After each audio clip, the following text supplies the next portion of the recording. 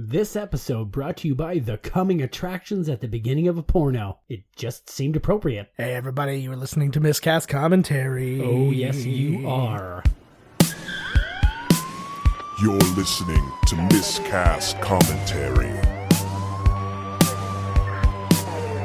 where two guys have seen way too many movies and have way too much time on their hands.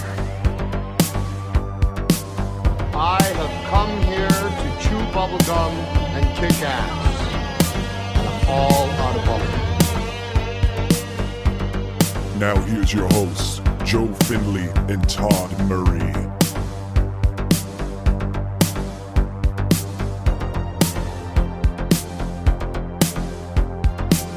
Hey everybody, welcome to Miscast Commentary. This is Joe Findlay. This is Todd Tebow the Sailor Murray. And we are back with you again, and we are here with Tim Burton's first movie. Oh, that's right. This is Tim Burton's first movie. His first feature movie. He did some shorts and stuff like that. I forgot he did this. Yeah, well, it's him, and we're getting used to it, and we are going to press play. You're getting right into it today. You didn't tell them what we're watching. No, they'll figure it out. It's Pee-Wee's, Okay. it's Pee-Wee's Big Adventure. Pee-Wee's Big Adventure. I told you last Unlike week when he was in the Figure theater, it out. wasn't that big of an adventure, but he still got kicked out. I was probably a pretty big adventure, getting your picture taken by the police. Who doesn't, seriously, I'm going to say, I forgot about this. Mm-hmm. Now that we're watching this movie and Pee-Wee Herman was arrested and music composed by Danny Elfman. This was his first movie, too. Wonderful. Mm-hmm. I don't know how they got hooked up, but that's like a match made in heaven. I will tell you how they got hooked up. Oh, good. Okay, wait, let me finish real quick. Yeah. I used to work in a porn theater. Is that true? Yes. I don't know if I ever told you this. You never told me this. It was this about is 6 months in Toronto. My dream job. And when I heard, this was before I had heard, Pee-Wee had been busted. Phil Hartman was the co-writer of this movie. He co-wrote everything that Pee-Wee Herman did prior to his death. Because he was the mailman. Yeah. Well, but yeah, he was essentially a co-creator of Pee-Wee Herman. Oh, no way. Love you, Phil Hartman. Yeah. Anyways, when I heard that, you hear that he got kicked out of a porn theater for jerking off, that's what you do in a porn cinema. Yeah. Like, what? Like, oh, God, like, shocking. Yeah, that's like you get kicked out of a French restaurant for eating a duck. Yeah, like, what the frig? I remember none of this movie. These bike helmets piss me off.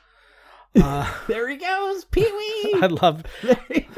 What's funny because he's got the old vintage bike. There was this company in California that made these bikes, and this wasn't a very high budget film, like all things considered. And they basically told them, "We will pay you $10,000." They made 12 of the bikes, which somewhere between, they say 10 to 12. It depends on who you ask. Right. Thing. And they said, "We will give you $10,000 for the bikes, or we will give you a credit in the movie, but it won't be both." Right. And well, so what did they pick? They took the money. I'd take the money too. They took the money. Well, but the idea was that, hey, if you this is an advertisement, and if this becomes a successful movie, then you'll be a big bite. Yeah, yeah. You got to think about it like that, right? Yeah, I honestly think, like, in hindsight, taking the credit might have been better. Well, that's like when they say, hey, Nicholson, you want to be the Joker. You can't pay me my $20 million. I'll take a percentage of the take, and boom. And then for a long time, he was the highest paid actor. Yeah, I didn't know this was in France. Made $90 million. This is not in France. Oh. This is definitely an awake sequence, right? Oh, right? He's not dreaming. Look at that crown. That's the a kind nice of crown, man. When I get crowned King of the World, that's the kind of crown I want. I like this idea of everybody clearing out for the dream. Oh, he's so happy. That was the face he had in the theater. That's right exactly it. That one too. That was awesome. Look at the makeup on him.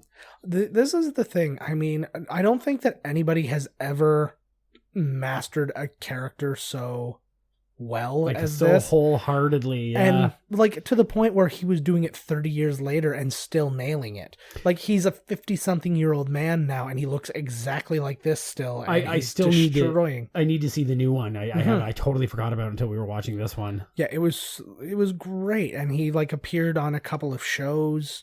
He appeared as Pee-Wee on Conan, and it was fantastic.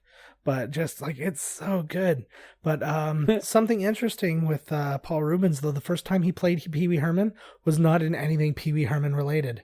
It was in Cheech and Chong's next movie. I was just going to say Cheech and Chong, yep. Cheech and Chong's next movie came out a year before the Pee-Wee Herman show came out, which was that was co-written by Phil Hartman as well. And then Pee-Wee's Playhouse didn't come out for another couple of years after that. How did he put his clothes on down there? Yeah, that was supposed to be reminiscent of the old school Batman. This is like, was Ernest out first or was this out?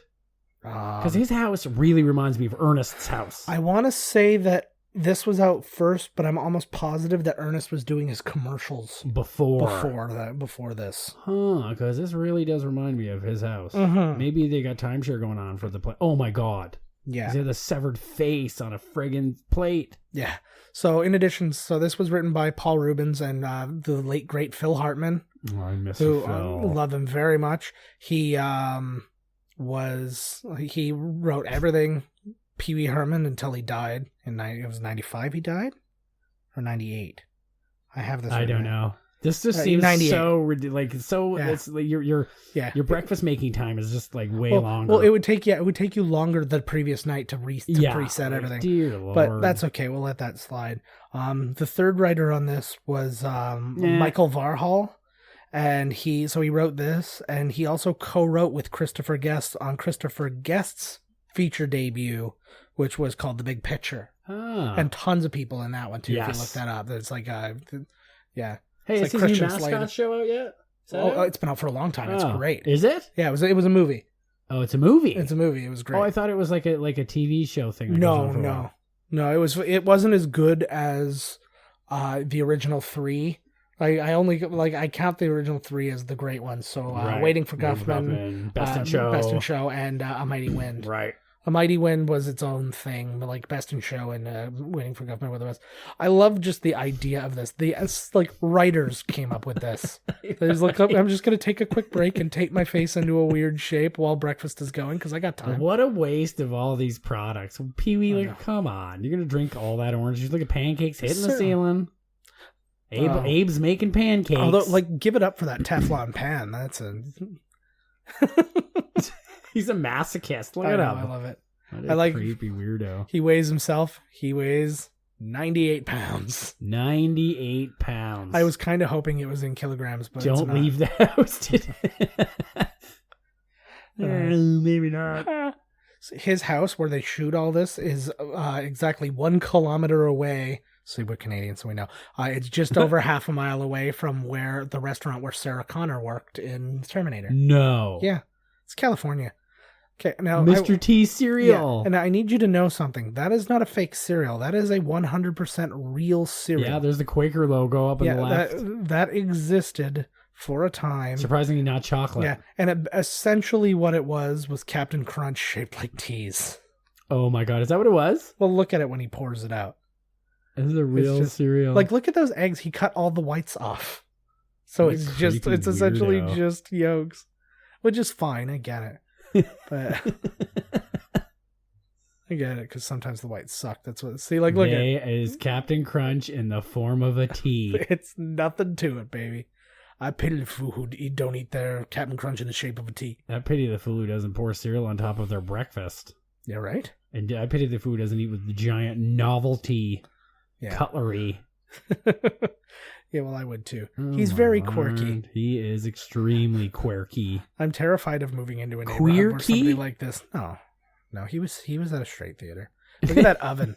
That oven is quirky enough. You couldn't fit a turkey in there. Is his chair talking and stuff? Where's the chair? No, this wasn't like Pee-wee's Playhouse. His house was weird, but it wasn't alive. Oh. So that all came later. Actually, weird shit. One of the guys who. He was like Lambie and Cherry or whatever, right? Or Jambi and Jambi and Cherry. I can't remember the fucking names. Yeah, he appears in this movie though. Mecca like a high, Mecca hiney ho. Oh my God, look at that! That looks like the funnest summer ever, right there. You see really that crazy? Buddy closes the window. I like that the neighbor loves him though. He's really crazy Pee-wee. He's really bringing down property values, but just still, he's so lovable. I love him so much. So what is Pee-wee's? Oh my Lord! Look at this. This is the security system. Yeah. You were about to ask what Pee-wee's job. Yeah. was. What the hell? How's he afford this giant house with all these gizmos? I'm going to assume it's an inheritance thing. Or a trust fund of some kind. Yeah. I picture that if you actually met his family. Oh my god, this is like friggin' Adam really West's elaborate. backyard. Well, everything was meant to be very Batman-esque. Like, that's why he's got the pole and all that stuff. I love how much they like really like play up this bike, which is really a subpar bike with a bunch of shit on it. Look at those streamers. Yeah, oh, it's fantastic. Does it have a card in the spoke, or some of them? Oh no, it does. It has a vortex. Yeah, it's got a little. Yo, you said the one time that your vertigo kicked in. Is it literally like, I think when you're standing there and then the whole background turns into a big spiral and you're like, oh no. It kind of feels like if you've ever seen just like a video where they just start distorting it, like squishing it and stretching it. And do that. That's what it feels like. Like Prometheus. Yeah. And the X-Men. Yes. That little kid. Oh, he messed up Wolverine. Some fierce man. He was crying. Well, he shouldn't have started crying. Yeah, Prometheus will mess you up. Should have been a man and not cried. So yeah, we were talking about Danny Elfman. So this was his first movie. He was asked to do this movie because Tim Burton went and saw Oingo Boingo in concert, and Oingo Boingo's lead singer was Danny Elfman. Seriously? Yeah. Danny Elfman was the lead singer of Oingo Boingo? Yeah. What did Oingo Boingo do? Hook me up with an Oingo Boingo. Hum me a couple bars with some Oingo Boingo. Here comes Francis, you motherfucker. Francis, this guy here, it's Mark Holton. He was chubby in Teen Wolf, which came out shortly after, like right after this. Oh my god, yes! And by right after this, I mean they were in the theater at the same time. And then he was also in Leprechaun, the first Leprechaun. He played Ozzy in that. That is right. And then he played Jennifer Aniston. He played John Wayne Gacy in the movie Gacy. Oh god. And then he's in a bunch of random other stuff. He's still a working actor. He does look like John Wayne Gacy. Yeah, like good casting. Yeah, not just a little. He might even be John Wayne Gacy. Oh my god. Stop for South, Francis. But he was the perfect archetype for what they wanted at this time, Look right? at all that American money. Like just what does he say? Francis Bacon? What's his last name? Francis Bean. Dude, that's Nirvana's kid's name. Yeah, they look at this. They hate each other. Weird Science is one of Oingo Boingo's songs. Weird Science. Yeah. So there you go. Man. But anyway, so they asked him to do it, and he's like, I'm not like formally trained, so he doesn't know how to create scores and orchestra and all this. So the guitarist of Oingo Boingo basically helped him and did the orchestration for him, and he wrote the music. So that's this, and then he basically used that as his on-the-job training moving forward. So really? 2 guys from Oingo Boingo did the music for this and became one of the biggest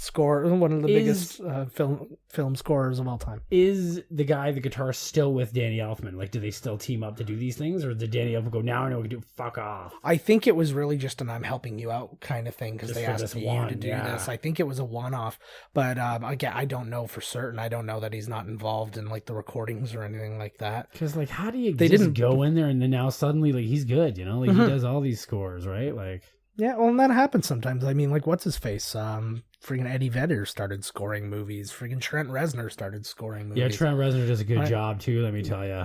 Yeah, you can always tell a Danny Elfman score when it comes up, man. You know what I mean? They're always good, but you're always like, oh, is this Batman? No, it's... No. But if it's a Tim Burton movie, it's definitely a Danny Elfman. You're damn right it's Danny. I'd be offended if it wasn't. Tim Burton is the king of loyalty to people. It's like Helena Bonham Carter, Johnny Depp. Yeah. It's like these people show up from movie to movie. Even friggin' Paul Reubens is in more than one Tim Burton movie. Have you seen the Home for the Peculiar Children? What's that one? Oh, Miss Peregrine's Home for Peculiar. Did you see that? No, I haven't seen it. I didn't see that. There wasn't anything good. Look at those kids laughing. I still haven't seen Big Eyes either. I'd like to see Big Eyes too, but I haven't watched that yet. I love. It's so good. I bet do that, kids. Look at those cool bikes. I think this is probably the movie with the most bikes in it. Is that a motor? Is this like a moped crossover? No, what's with the back? I think it's like saddlebag? I think it's a saddlebag. It's just a hard. This is like the craziest place I've ever seen. This is where Pee-wee's not allowed to be anymore. Yeah, look at all them kids. That's all right though. He wasn't at a park. Yeah, no, exactly. He wasn't. He's right. Fine.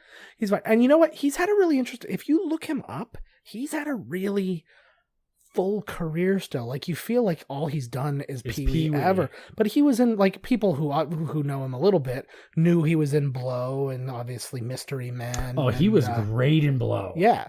And he is really, really good in that kind of stuff. He's also a voice actor. He's done tons of stuff. He was actually, what's interesting is the ride Star Tours at Disneyland and Disney World. He was the voice. He's the voice of the robot. That's like when you're like waiting to go in the RX-24. Why do you get paid for that kind of thing? I don't know. It's probably pretty lucrative. Like, I wonder if it's like a commercial. Like if it's there after the third year, do I get another check? There's probably something to it. Or is right? it just one giant paycheck? This thing's here for as long as we want. You got paid. I'm willing to bet there's something to it because I know Robin Williams was the voice of the alien escape thing, and then they replaced it. Oh, that's right. But the there's Elvira. Alien Encounter. Yes, that was the Elvira picture. But yeah, so what was I saying? you Elvira me out of I think no. So he was the voice of RX-24, and then Star Wars Rebels, the show, the animated show that's on right now. Good show. They brought that character into the show, and he voiced it then too. Oh, cool. Yeah. So I mean, he's been doing a lot of. If you look at his IMDb, he's actually got quite a lot going on. I like that. Like, he is a real improviser too. You can tell, like, if you just gave him a chest full of props like this, he would kill. Like, that would be like a stand-up show to end all stand-up shows. Totally. It's like, forget about Carrot Top making up his weird, like, these are nunchucks and it's two nuns with a chain, like that kind of thing. And they're throwing up on each other. Like, literally him just putting on those glasses and like, what?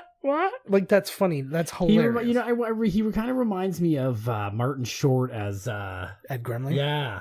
Oh, I'm sure there's a little bit of that in there. Oh yeah, totally. Like the skinny suit. You know who would play a good, like, facsimile? Like, maybe like he wouldn't do the character. I don't know that he would do the, Pee-wee Doppelganger. Evil Jim Pee-wee. Parsons. Jim from Big Bang Theory. Oh, I could see that. Yeah. Like, very dark, like when Superman went all dark in Superman 3 and he's getting drunk and shooting peanuts all over the place. That could be like the evil Pee-wee. Again, this is some kind of, like, they need to have some kind of thing that brings all his family together that, like, has that. You could find, like, he looks exactly like him, dresses exactly like him, only he's a CPA. Like, right. Like, something like that. This area he's in, this mall looks like the greatest mall area ever. There's like a magic shop. Look over there. There's like a... These things can't be like animatronic. Those things have to be people. I'm just based on budget and stuff like that. That's probably Jon Favreau behind there or something. Absolutely. I have had Chuck's Bike-O-Rama, Woolworth. Look at that Woolworth. Somebody mentioned that the other day. We were broadcasting this. Here's this weird BMX team for some reason. Sweet. The main BMX kid who's talking here is actually a producer now. He stopped acting a while ago. Where is his name? David Glasser. He stopped acting in '93. He produced Agent Cody Banks. Oh my God. He produced the... there's what's her name? There's Dottie. Right. He produced the Bradley Cooper movie Burnt. He produced the sequel to Crouching Tiger, Hidden Dragon, and he's currently producing a TV show that David O. Russell is creating. Nice. Yeah. It stars Jennifer Lawrence as a down-on-her-luck woman who takes no prisoners. Oh my God. I hope that's true. I hope it's not. Because she has nice boobs. I have had it with that woman. Okay, well, that's fine. I told everybody don't go see Passengers, and they didn't. Like, literally everybody didn't. I was kind of feel bad. That thing was basically built to be a hit. Yeah, like a blockbuster. Like an easy hit. Yeah. And then it was just like... What was out? Rogue One? No, this was after Rogue One. Passenger. It was near Christmas. I feel like it was Hidden Figures. It might have been, actually. I think you're right. I think Hidden Figures beat Rogue One, and then that came out the same week. Yeah, there we go. I think you're right. Good call. I want you to know that in my lifetime, I'm a huge bike rider. Yeah. I ride my bike everywhere. Yeah. Like, I don't ride it in here because it's like mine, whatever. It's disgusting out, but I was riding yesterday. Yeah. And I have had like 4 or 5 bikes stolen. Mm-hmm. Honest to God. And I'm like, I know, I Pee-wee, man. I hear you, bro. Should we tell the story about when my bike got stolen? Because Todd's are probably very run of the mill. Mine was weirdly dramatic. We went to go see Spawn one day. Yeah. We can never watch that movie, just by the way. Yeah. To let you people know out there, we can never, ever watch the movie Spawn. That is a cursed movie. Spawn cursed us. And what happens, I'm going to go through this quick because we got the movie to deal with. But Yeah, that never stopped us before. True. But the we went to go see Spawn. Todd's uncle shows up. Basically what had happened, backstory, some kid in our school pulled a knife on him at school. Yep. Todd found him. He's like, oh, you're not so tough without your knife now. And just, smacked him a couple times. Yeah, he didn't do anything bad. Snot at him or anything. No. So that occurs. And then our good friend... my uncle shows up. Yeah, your uncle shows up. Like, you're going to be arrested. Yeah, there's like the cops are at our house. Yeah, the cops are waiting for me. Like, you have to go. And I was like, go figure that out. I'll come see this with you tomorrow. I promise. Like, we'll just deal with it. I saw the movie and it was a shit fest. But I had promised to go see it. Happens? Or you tell somebody like, I promise you I'll go see this movie with you, but you lie and you go before. Yeah. And it sucks. And then you have to go and sit in the movie again. Yeah, but this time... I just didn't want to wreck it for you. That's good friend. So I was like, okay. And then so I come out and my $1,100 bike was stolen. It's gone. It was like this really nice rally. Like back when they didn't when no bikes had shocks on them, this had the front and back shocks. And it was a big deal. And it got stolen. And it was... This is what happens. Look, this is what happens when your bike gets stolen and you have to walk home. The unicycle guy doesn't bother me that much. Pizza guy. Yeah. I saw a guy literally one day just riding a unicycle like that. Like not with like a pizza? No, not with a pizza, just for I've got to get from point A to point B. I've seen it recently too. Was it in St. Catharines? No, this was in Niagara Falls. Okay. It was a huge wheel. Like it was a really big, huge, thick wheel, the one I saw. No, this one looked very standard. And I was just like, you're using that to get from point A to point B. Like what a waste of goddamn time. Oh yeah. Well, no, the thing is because he's trying to be one of these, like, I'm so different. You know what I mean? Like, look at me drive my unicycle. It's like a hipster. People need to ride those big wheel ones. Those ones like where it's the giant wheel. I think they need to make big wheels for big kids because I thought they were the best. Dude, pulling skids. Yeah. No, but I was talking about that one that just like the pedals are directly hooked onto the wheel and it's just the one giant wheel and then the tiny wheel in the back. That guy just went by. This was actually meant to be a like a little bit of a Hitchcock, like Vertigo reference. Talking about Vertigo. Well, I know. I'm feeling dizzy. Look at this. But again, the homage to bikes, it's everywhere. The Soviets. Exactly. Better be red than dead, baby. I like the writing in this. It's very simple. There's not a lot. Like we just went minutes without any dialogue whatsoever. It was just because again, I was going to just say Beetlejuice, but I was like Beetlejuice was very similar. You had these long visual, like you have a lot to take in, and I mean that was a much more visual movie, obviously, but because of the design. But this one had all the bikes and had like. Is this going to be part 2? Yeah, it's announced. There. Yeah. That's wicked. So by all supposedness, it is going to be done. Is Phil Hartman in this? He does have a small role in this, yes. Oh man, I love this. Is another great house. Again, just the design. This one, it's a lot simpler than the other Tim Horton movies. Yeah, I do like. Well, this is because he hasn't gone into his morose. Oh. Like it seems like he's not there yet, you know? Yeah. Oh my God. Odd Job. This guy was recently arrested. What? I can't remember for what. He was like something bad though. It was like I think it was like sexual assault. Really? Yeah. Like I don't remember. I just remember the guy who played Odd Job went to jail. Oh, for giving an odd job. Yeah, probably. But oh God. I asked for a hand job, not an odd job. Get the fuck out of here. I love that. He got that thing attached really quickly. This is the tub to end all tubs. I would have a bath every day if this was. Oh my God! You can get me to bathe every day. Jesus, that's how the man gets you. Yeah. Oh, but still. Like, oh my God! He's just spitting it out. Yeah. Well, whatever. Right. Francis, come on. Somebody else will clean it up. Like this looks actually. No, you know what? I was just going to say that. I guarantee you that's the stairway from Amazing Spider-Man 2. You think so? When he goes to see Dane DeHaan as what's his face? Name that stairway. Yeah, I No, get, but it does really look. It looks like the one from Exorcist or something. It Yeah. looks like no, it yeah, looks like it's- one of the ones I've seen. You know those haunted shows, like one of the like she's running something. Yeah, no, I like it. Looks exactly like when what's the bad guy's name? Green Goblin's name? What's his actual name? Willem Dafoe, No, like the character's name. Osborne, Yeah. something When he Harry goes- or Norman or Yeah. So he goes to see Norman Osborn's dying, and he dies, and he goes to see Harry, and he's standing at the top of the stairs, and he's at the bottom, and it has this like slow. I Right. guarantee you those are the stairs. from Okay, that movie. everybody out there in podcast land, all you staircase aficionados. Yeah. I actually recently got rid of my biannual staircase aficionados magazine. I'm should've really got it back. regretting that. Should've- Like, wow. I think it was covered in last month's Oh too. my god. Look at this Yeah. rumble. The slide. He's just sliding around. I feel like that character would be played by a Samoan now. He's not Samoan? No. Oh. I think he's Japanese. I don't know. Oh, they gotta wear the suits, eh? I want to have my own like rich guy onesie. Yeah. Oh, he's so good in this character. Like just those faces and like that. Look at he's all wet. He could play like he would have played like Louis Anderson in the Louis Anderson story had like Louis Anderson like fallen apart at this time. Yep. Did Louis Anderson win an Emmy for baskets? Yeah, He did, yeah. He plays a woman, not a transgender. He just plays A woman. he is a woman, and Oh. he plays dude's mom. He plays Galifianakis' mom. Yeah, he plays Galifianakis. I always liked him. I thought he was dead. Oh no, Louis, yeah, not Galifianakis, but Louis. yeah. Well, yeah, I thought that was the only way that you switched hosts of Family Feud. Let's play the feud. Tough for answers are on the board. Get Steve Harvey. Actually, no, there were several people between him and Steve Way Harvey. before Richard John Carnes. Richard Carnes, John O'Hurley, Jay Peterman from Oh yeah, Seinfeld. Jay Peterman. Yeah. He was terrible. Yeah.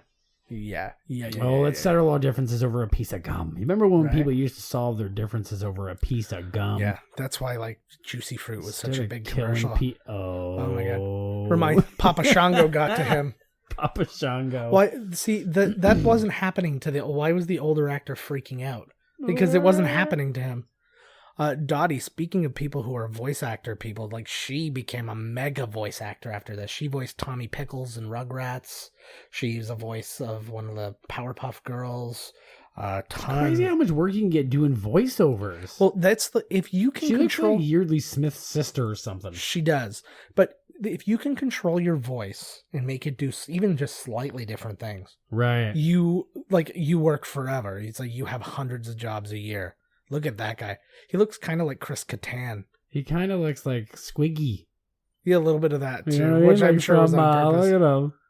This looks like Hey! the place in Roadhouse. Last week, Uh-huh. we watched a movie Yes. that took place in Detroit. This guy's wearing a Detroit Tiger shirt. Nice.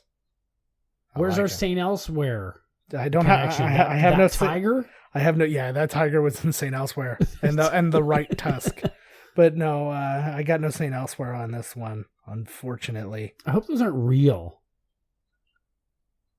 You think those are real?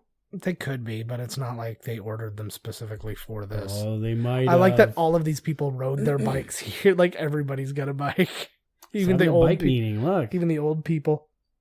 Oh, the dog's right into her. Oh man. Everybody's here now. Is that dude there in the suit? Is he in the show? That guy there? Does he play someone? Potentially, I don't know. I think we're gonna get paranoid about all the people because there are quite a few people in In this everything. Who yeah, but also just who have been in the other Pee-Wee Herman things, Right. but playing completely different roles. Probably a lot of crossover, right? Yeah. So it's it could be whatever. Anybody have picture frames anymore? Mhm. No, it's just you thumbtack it to your wall now. Oh, I yeah. like that. I like that somebody got that picture. Bye. Oh man, he's a certain. Look at the hair on yeah, that guy. He's a certain kind of. He's definitely like on that Yondu? autism spectrum. Who's? Yeah, I have no idea. You think that he's got a little bit of the autism in him, eh? She does look like Yeardley Smith, eh? Yeah, she's again. It's just that young '80s thing. That's Yeardley Smith from City Slickers. Yeah. Like, I'm late for my period. You know. I love the BMX gear. The guy's on the ball all the time in his BMX gear. I love this. What's the significance? I don't know.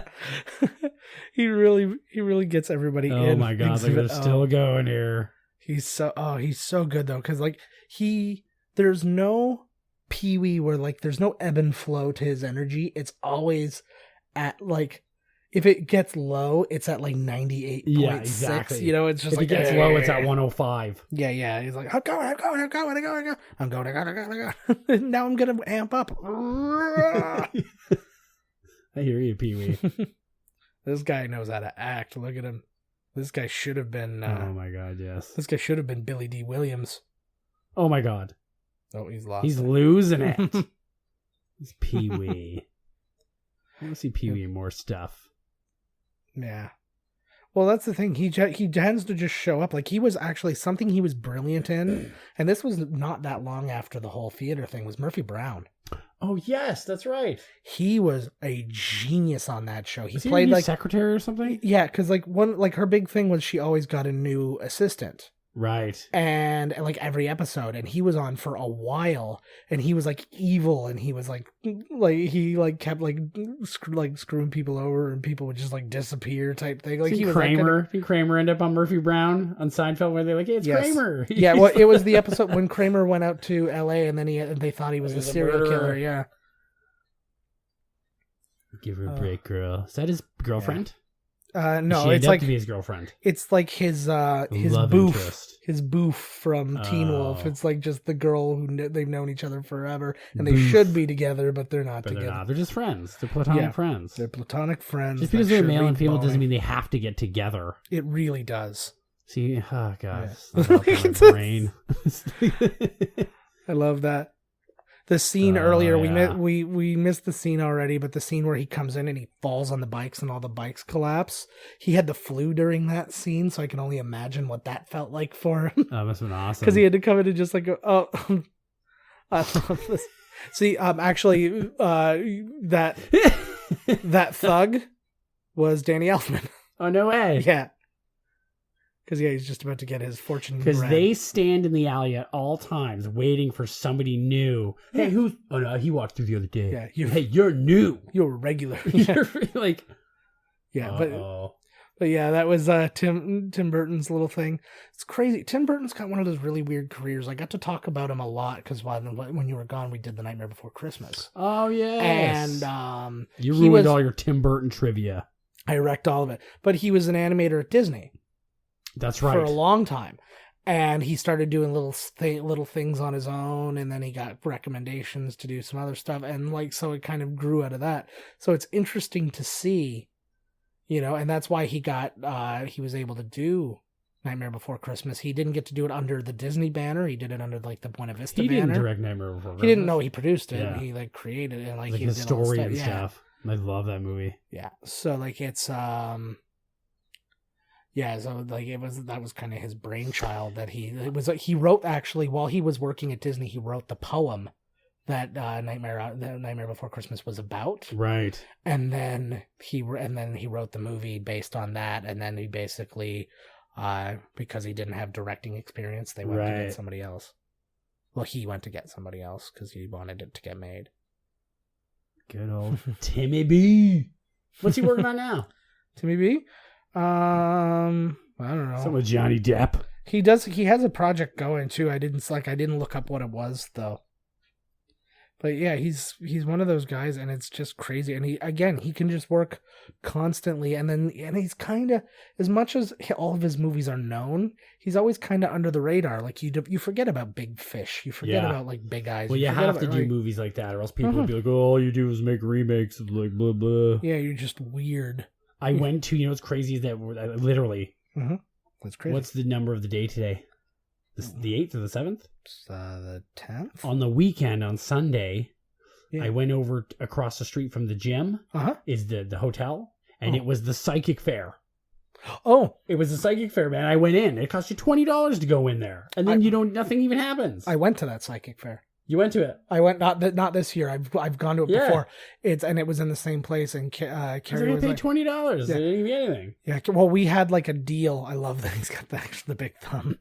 But the idea was like Carrie was just like, oh yeah, let's just go and check it out and see whatever. And some guy gave us like a sample reading, and he's like, you're like this and like this, and it was kind of whatever. And I was like, okay, thanks. And we just moved on, and we did a little like walkabout in the place, and then we were sitting for a little bit, and then I heard the voice, and he said like word for word the exact same thing, and the person's like, tell me more. And I'm like, you are so full of shit. They need to have like I was really disappointed because like I had spent $20 just to walk into this tiny room And with sidekicks and gemstones, and I thought it would get something for my $20, like something, but no, literally just to walk in, and I was like, this is bullshit.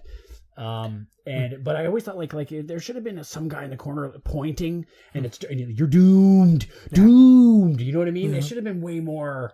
But it has to be what, like they have to pick one person a day. Yeah. Zartan should have been there. From Big. Zoltar should have been there. Like I was like, this is bullshit. Yeah, it was basically some people who read cards, some people who read palms, and then go home. And there was a lot of really young women getting readings. I was like, oh God, like what the hell's happening in here?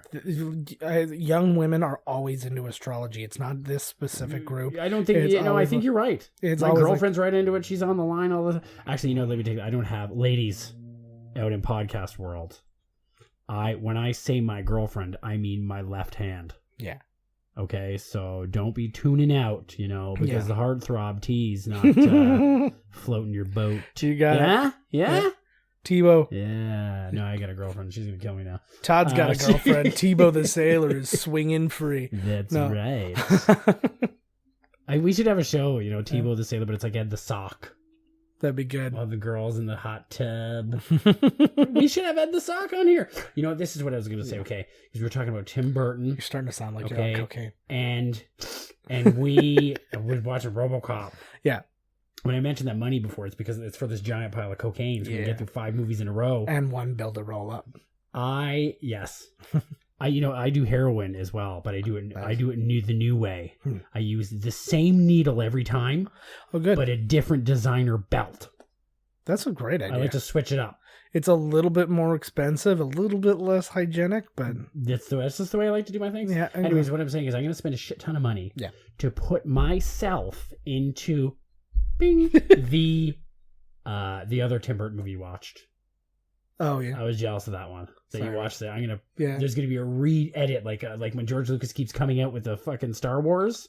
He's probably still calling Disney. Wait, I'm not done. Wait, we could release a clip. We could release a clip of that sometime if you want to come in. I'll play the commentary over it, and you just interject. And we'll do like commentary over the commentary. Well, yeah, that's what I mean. That's specifically what I mean. Is you'll just sit there and you'll act like you're part of the conversation, or you'll just talk over us. Like, forget you guys. We just ruined it. You have to cut that out of this. So we can do that as a surprise. Well, there's no. This is live. This is the only way to get across the border. He said that he based this on his sister, so I feel really bad I really feel really bad for his sister. And he's not talking about the woman. He's talking about the guy there, the hippie guy. Yeah. My memory of this movie made me think that was Jimmy Smits. It's not Jimmy Smits. Let's just all be very clear about that. It's not him. Look at him. He looks like who is that guy? It's Jimmy Smits. Jimmy Smits plays his beard. Yes. But no, it's just because when you're like thinking back to a movie and you remember and you're like, yeah, that guy looked like Jimmy. It was definitely Jimmy Smits then. It's like, I'm committed. Look at what is that? I love that. That looks like some olive oil. Well, actually, in the thing they said that a lot of like the design in the outfit and stuff was really inspired by olive oil. But his like actual like behavior and stuff was based on his sister. But good God, so pale and scary. It's that nose too. Like, how is he not always a vampire? You know what? Realistically, he should have been the lead in Dark Shadows instead of. Is that movie any good? Not really. Dark Shadows. I'm sorry. I thought you were thinking the one by the guy who was in the Concords. He did a vampire one. What We Do in the Shadows or something. Yeah, I didn't see that either. It was supposed to be really funny. Oh, I'm sure it's hilarious. He writes good music. Well, depending on which guy it is. Yeah, I don't know. Because the one guy writes good music, the other guy is just there. He performs and he's funny. You gotta have one of those. Guy. Yeah. Well, one of them has to be like the talent. I keep thinking scenes from the other one are gonna come up. Yeah. From Big Top Pee-Wee. Well, it's hard when, like, you've seen, like, again, we've seen these movies, like, both of them 15 Like, years so ago. this one roughly. It's definitely just- that. yeah. I've seen RoboCop, like, on TBS. Yeah. Years ago, but this one, it's been a long time. Did Tim Burton do Big Top Pee-Wee? No, I don't believe he did. I don't know who did Big Top Pee-Wee. Oh, man, no, that's something to look up, brah. Yeah. My God. That's information we can find. It's fun, yeah, because when you watch this and then it's very much one of those movies, and I've been finding it more and more where I love the roadsides. The roadsides are so the squigglies falling rocks. And it's such a cheap scene to do. Like, they're probably just sitting in a studio standing still. Yes, it's just black. We learned how to shoot this when I was in school, and it was literally just like two guys just running back and forth with lights. And we actually brought my car into the studio, but Right. you couldn't just drive it in, so we actually had to, like, pick up the car and move it, like, on angles. I love all this. How far they're falling, eh? This is the best. I love it. He's like nervously still laughing, eh? Like, Well, what else would you do? Yeah. Right? That's fantastic. what did they steal that in? Where he rips the top off and goes flying into the air? Oh, I don't know. Probably Like, every other movie. parasailing, like one of those fucking Fast and the Furious 12s. I was gonna say it was probably like one of like the early '90s Bond movies. It was like the last ones that Roger Moore was in, type thing. Is anybody who actually tells you that they're a loner or a rebel? Yeah, I think the only other person who did do it was what's his James face? Dean, maybe. No. Some call him a loner, a rebel. Michael Richards in Problem Child, because he says almost the exact same movie. Did we miss the scene? Was this guy like, I just broke out of prison? He's like, what were you in there for? And he's like, that mattress, that tag that's on the mattress? I cut it off. Is that him? I believe so, yeah. So this is the guy who did it. Joe Randall Kleiser. He directed Grease. Oh, look at some animated scene. Yeah, this is great. This is like, I don't even know the point. Jeez. I I like feel when they do this kind of shit. no, you know what though? I feel like this was just something they forgot to shoot, Oh, so then they had to throw it in. and make so it they're all just neat. like, well, I'd like to get it in there, and then they just did the eyes, and they're like, oh, I know a guy can animate, and we'll just do the eyes, and it'll be cheap and fast. I like when they do stuff like this, or like when there's a Muppet character, but nobody says like, "Hey, that guy's a Muppet." You know what I mean? But everybody's a regular, but there's like a one Muppet that's hanging on them or something. Like in this style. In this style of movie, it's necessary. It's you see, like in the top left, there was like a mountain lion just kind of looking around. I was looking at the bottom right where there was like a ram. There's a couple of fake ones too in Yeah. there. Well, yeah, I'm certain that they. I want to go on an adventure like this No, because this is a real safe one. Like, there's no people aren't shooting and getting killed, and we don't know that because he was driving in extreme dark. he probably is a serial killer. Oh, there's Large Marge. Oh, truckers, eh?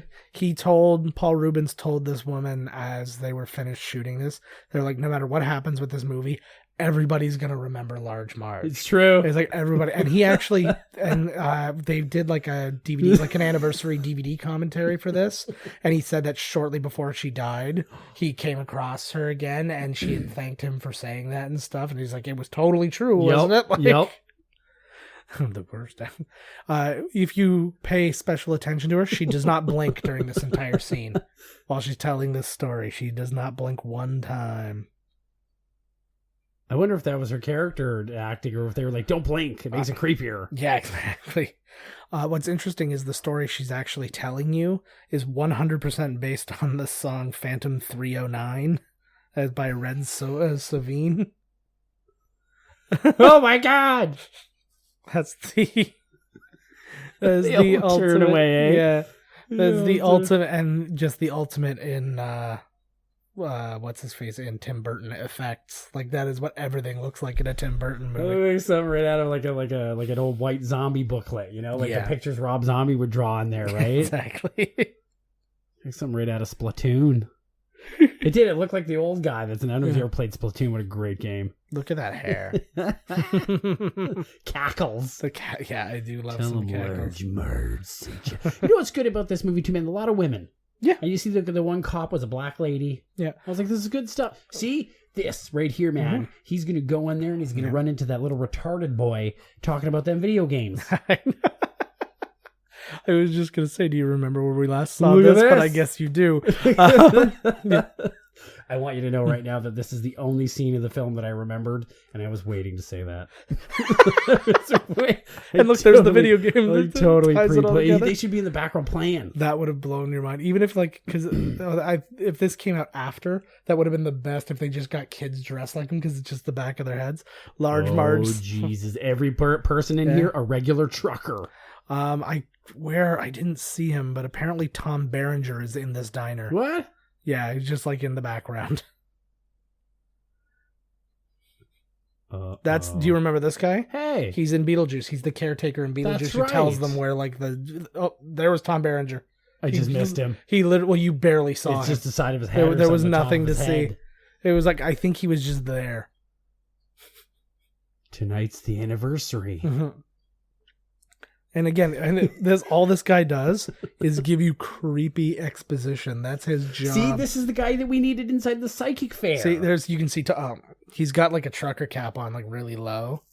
Yeah, you did need one of those guys. Yeah, in the psychic something, fair. right? Mm-hmm. It needed to be more gimmicky. Like, it took itself too seriously. See, he's right behind him. There's Tom Berenger. He's out of focus. I'm telling you right now, that is definitely Tom Berenger. What the hell is he doing over there eating? He's waiting for what's it called? Why can't I remember the name? A Major League to start. There's been lots of stuff. Oh, look at her. They're just superstitious. She's looking at what she likes a man in a bow tie. Yeah. The bow tie killer. That's Simone. Interesting thing about them, they were in another movie together, another Tim Burton movie. They both played the Penguin's parents in Batman Returns. I cannot believe that you just said this. I really wish I would have said it before, but when he was in the rain and he was going into the psychic, I literally was going to say, he looks like the Penguin. I'm not shitting you.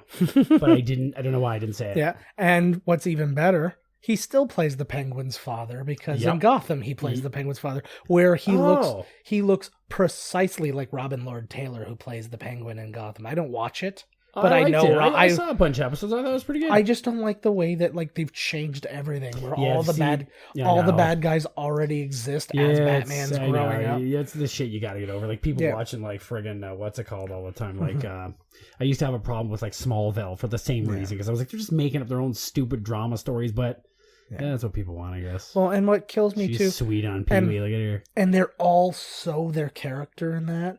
Like the Riddler, like when he's the forensics guy. He's like, "Hey guys, I found the bullet. Riddle me this." And I'm like, "Fuck you immediately. Fuck you right now. Fuck you to death." Like, it was just. And so how is he not supposed to know right away that that's him? Yeah, right. Yeah, like you instantly figured all that out. And then there was just like, and then they met like Poison Ivy like 5 seconds in, because like they go into this apartment and it's all shitty in there, but there's a ton of plants and there's this little redheaded girl. Yeah. And it's like, oh, there's Poison Ivy. Or the guy that they said was going to be the Joker, and then it turned out like he wasn't. Yeah. Look! She brings all her boys into the old rump of the dinosaur. I do it in the ass. Ooh, of the dinosaur. Oh. This kind of reminds me of how Homer got Marge pregnant at the mini golf. Oh, that's right. she's sweet on him. Totally, I could tell. Was that her boyfriend? It doesn't. It looks like Bluto. It does. He looks like what's his name? He was the guy that wants to punch Will Ferrell in the face, and just kind of want to punch in the face. Everybody. Well, he was Robert Corddry. What the hell is the guy's name? Well, Rob Corddry is a person, but he doesn't look like him. He was just in some stupid diss battle show. Oh, was it? He was in Dumb and Dumber 2. He was. I'm trying to think of something really big. Don't you remember him in? Kind of just want to punch you right in the face. He worked for the Adam. I know who you're talking about. I can't think of his name. Doesn't matter. Doesn't matter. Let's skip him. Yeah, seriously. Oh, buddy. Yeah, oh god. We've been there. Like, she wants to make now you're like, oh jeez. Now you gotta listen to her cry. She looks like an old woman. If he would have done what he should have and started making out with her when they got in, he wouldn't have to listen to this goddamn sob story. That's true.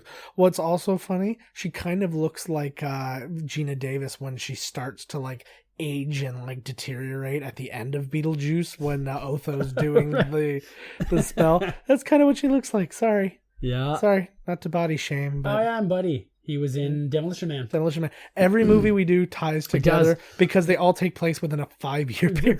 That might be what it is. We need to actually do it like a chart at the end of the season. I've actually been working. Have you? I've been working on one. I'm trying to I'm just getting data together right now about I want to see what our longest movie is, what the average year we do, and that kind of thing. He looks a little bit like Richard Mall. Yes, from, he does. Night Court. He's a mixture of Richard Mall and the guy that I can't think of his name. It's on the tip of my brain. It's fucking killing me. Nice.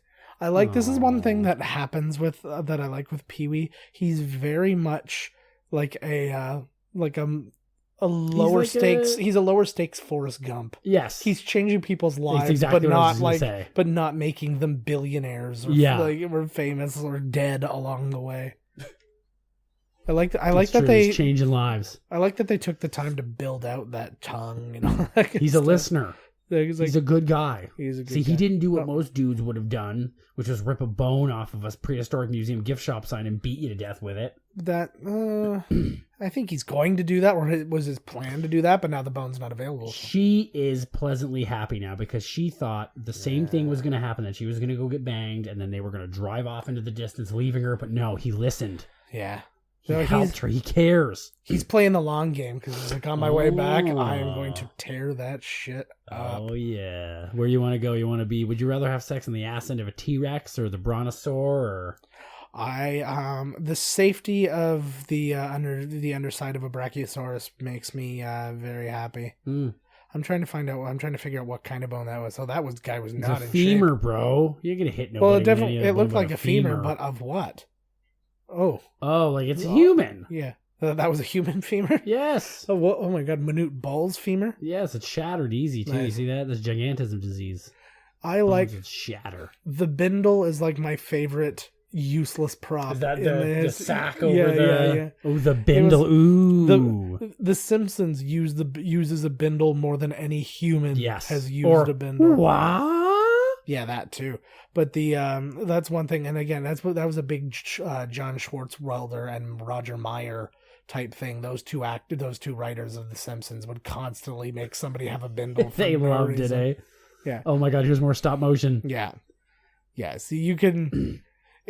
What's great about Tim Burton is it took him no time to find his voice. No. It was all a matter of money. Yes. It was just this is the money I've got and this is what I'm doing and now I got more money. I'm just going to do more of it. I always wondered, this is his first movie. Yeah. What do you have to do as a director to prove to these people that you can do it? Where? Well, he has he directed a bunch a couple short movies and shorts stuff. And he was, he had experience and he knew people and it was. This guy always plays a homeless guy. Always plays a homeless guy except the one time where he played a flat person in Beetlejuice. That's right. Yeah. In between the wall. Yeah. Between you and me, I'm feeling a little flat. That's right. That's what he says. Look at that. He's like a real homeless guy. Yeah, he's definitely. I don't think he's been aware that he's been in any of the movies.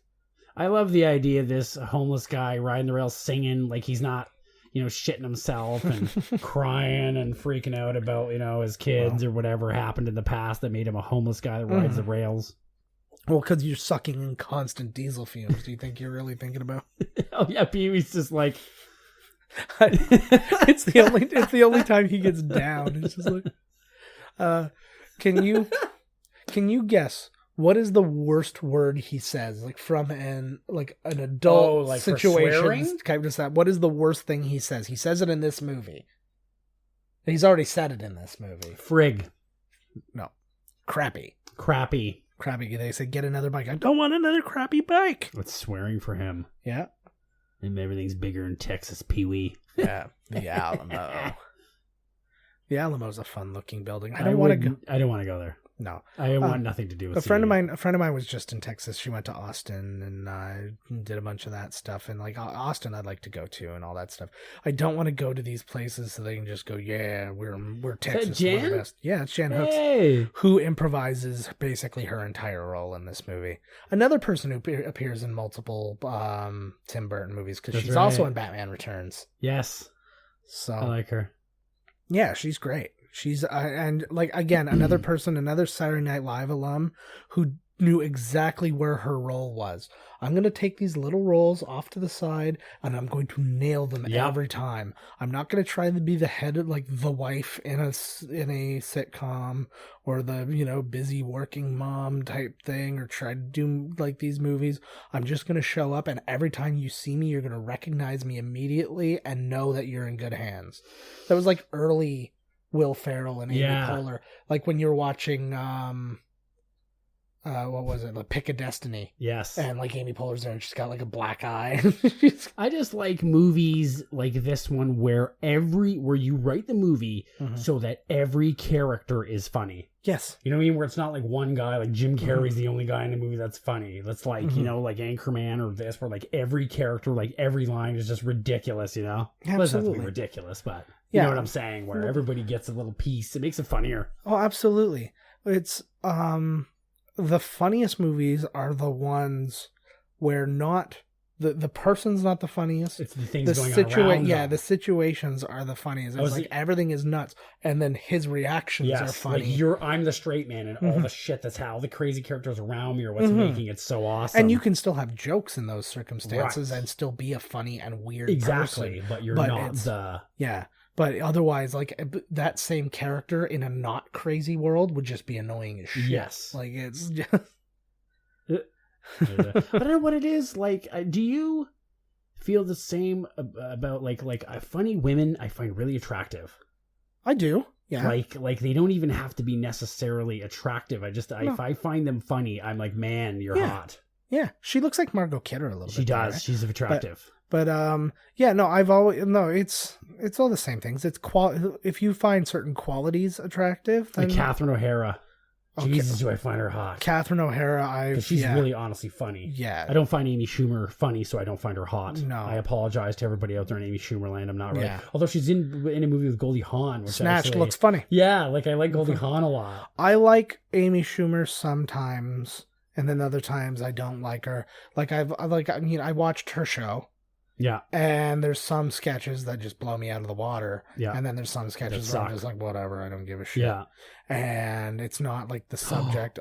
Daddy's going for it. Or not Daddy, someone's going for it. Pee-Wee.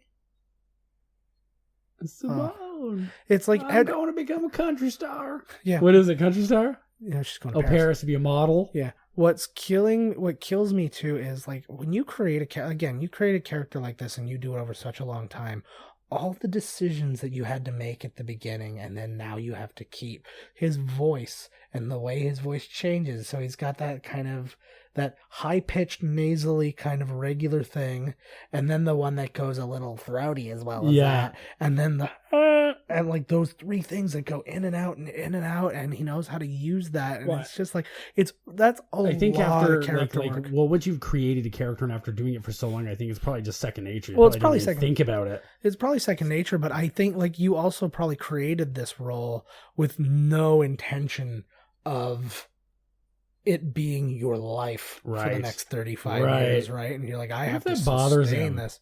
I don't think so. I wouldn't be bothered at all. If I could be in one movie and everybody's like, man, that movie was awesome and he was awesome and I was known as like, who cares? I would be bothered if like they were finally like, oh, look at this one trick pony. Like I would be bothered like Mike Myers is an example where like he makes his Austin Powers and everybody likes it. Yeah. And he does his Shrek and everybody likes it. It's all the same voice. And it's all like the same stuff and doing whatever. And then people will go, oh, he's one trick pony. But it's like everybody was liking it, so everybody gives a crap. It. Yeah, exactly. But then he comes out with something different.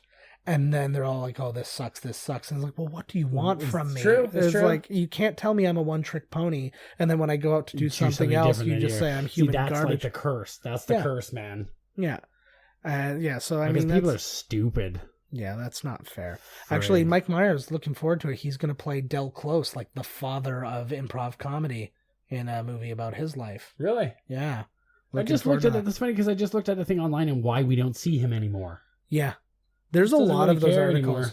There's so many. There's like, why won't anybody hire Allison Hannigan anymore? You click one of those, it's over. Yeah. It's like, I don't go online and it's because of these things. Yeah. And it says like, why doesn't Mike Myers act anymore? And you click it and it's like a little paragraph and then it's like, now click next. And it's just ads. Yeah, yeah. And it's like, I can't leave, you know? You can't even find the text amongst the ads. I know exactly. Like sometimes it's not even what you clicked. It's like 25 actresses who look nothing like they did in the 80s. And the first picture is of like Erica Eleniak. And you click it and she's nowhere even in the thing. Yeah. And I'm like, the fuck? And it's all ads, and then something down there's got boobs, so I click that. Yeah. And then this warning comes on the screen and says, you're going to jail, the FBI's on its way. Yeah. Well, they did one time. It was like, Gabourey Sidibe's weight loss will shock you. And I hadn't seen her in a long time, so I'm like, maybe she lost like 200 pounds. Right. Like, who knows, right? So I look it up, and she's lost like 80 pounds. So she looks pretty much exactly the same. And I'm sorry to say that, because like it's, you know, I feel happy for her that she's, you know, in a way healthy. But I mean, you look the same. I clicked that one. Yeah, I clicked that one. Yeah, I never found her either. I was like, I'm not going to click this. I'm good at finding them, but it's just like, you were the same. Don't act like you're not the same. It's like, that would be like me. And I'm like, okay, I lost 8 pounds. I'm like, boom, I'm a different man. It's like, what that means is my pants are a little bit more loose. Slightly. Yeah. When, maybe like this, it's because she's going to continue. Like she's continuing to lose the weight. But I hear you. Yeah, a 600-pound woman loses 50 pounds. You're like, good for you. Yeah. Well, and that's like those... Oh my God, there he is again. Look at the size of this guy. Can't even run. Yeah, I know. I can't tell if that's his real body or not. I feel like they put some stuffing in his gut. I think it's like two guys like stacked. Like he just moves all weird, like somebody, like a midget on stilts, a little person. Oh Lord. That hot dog on a stick cart instantly reminded me of going to, of watching The Jerk and then like having the pizza in a cup. God, I love The Jerk. He reminds me of like, I'll see you in the parking lot. Oh, yeah. Yeah. I agree. The Jerk is my favorite comedy of all time. Yeah. And I watched it with somebody and they like never laughed at all. I couldn't believe it. They were like, what's funny about this? I was like, well, are you insane? Well, even back in high school, I was such a Steve Martin nerd. Like, I was watching like Dead Men Don't Wear Plaid, ones that nobody was doing. And then I also had, I still have all of his plays. I have The Underpants. I have Picasso at the La Panagio. And all those ones. Like, I've got all those. I had the books like Cruel Shoes and... Yeah, you had his essay books. Yeah. And his essay books were hilarious. Yes. What was the name? One was Cruel Shoes, and there was a newer one that was really funny. I can't remember. The one book of his I haven't read is his like autobiography about his life in stand-up. Oh my God, it'd be amazing. I would love to. It's out. It exists, and it's been out for a really long time. I should read that, actually. I don't really like to read biographies all the time, but I love Steve Martin. I would totally read that. I love reading biographies. Like, even if the person himself isn't that interesting, if they were surrounded by something interesting, like Jay Moore's Gasping for Airtime. Yes, that sounds like a good read too, actually. I've got it if you want to borrow it. It's fantastic. I could do that, actually. Yeah. I read this big, huge book on SNL. Yeah. And it was like literally like just the thickest book ever. And it was through all the years, everybody talking. Yeah. And it was not like, I wanted the dirt. Yeah. You know what I mean? That's what the book said it was going to be. And everybody you could tell was like skirting around the issues. And I wanted to hear all the dirt on Chris Farley and stuff. I knew I'd start crying, but I just still wanted to know. Yeah. And I wanted to know what they really thought of Chevy Chase and all this shit. And they never really... Actually, good stories about Chris Farley in the Jay Moore book, actually, because when Jay Moore was there, Chris Farley came back to host. Right. And he was getting calls from him, and he's like, am I funny? And like it was like that kind of... I believe I heard these stories. Yeah. Well, it's all in his documentary now, too. I think it might have, Yeah. I laughed my way through that whole thing. Yeah. I love Chris Farley. Dead or alive. I'm laughing. Yeah. It was good. It was a really good story. And I didn't realize how many, it's one of those things too. You forget how many people came up together. Like, and they're all at different levels now, but you see these guys who's like, oh, that guy he came up with was a writer on Conan. Oh, that guy, like, I can't remember his name, but from Seinfeld, you know the one episode where they go to the party and he's the guy who like gives everybody the job at the party. He's like, yes, you're on the music. Yeah, and he's always like doing the guns and the wink and gun type thing. It was like he was one of the guys who came up with him, and they were really close friends. And Bob Odenkirk came up with him, and they were in Second City together. Yeah, Bob Odenkirk said that the pinnacle of his career, and this is Bob Odenkirk. Right? Starring in things, writing things. He said the pinnacle of his career was seeing Chris Farley do the skit he wrote, which was A Man Down by the River. Yes. And he said that was the best part of his whole... Isn't that crazy? Yeah, it's not crazy. I can totally understand that because it's so iconic. Satan's helpers. Oh, something we didn't talk about. We were talking about the Super Bowl a couple episodes ago. Many episodes ago, maybe, depending on when this gets released. But did you see the live commercial? No. Yeah, dude, there, Adam Driver. He was in a live commercial, I heard about and he this. came out and they actually said what the score of the game was, type thing. And then everything started going wrong. Like they go to shoot, and then it's like it all That's explodes. the point of it, though, right? And and it was Snickers, and it was like life goes wrong. Like Was life it a good goes wrong ad? when you're hungry. It was really quick, and you didn't even realize what was going on. You're like, oh shit. Why do they look more like pirates? And or the grown-up version of the Lost Boys than bikers. So they sort of look like old aviators mixed with the Lost Boys, mixed with like bikers, Mixed with Duck Dynasty. Yeah, like what the fruit these guys? Like eh? that guy. Because actually, that's the guy who was just yelling there, the guy who reminded me of Adam Driver.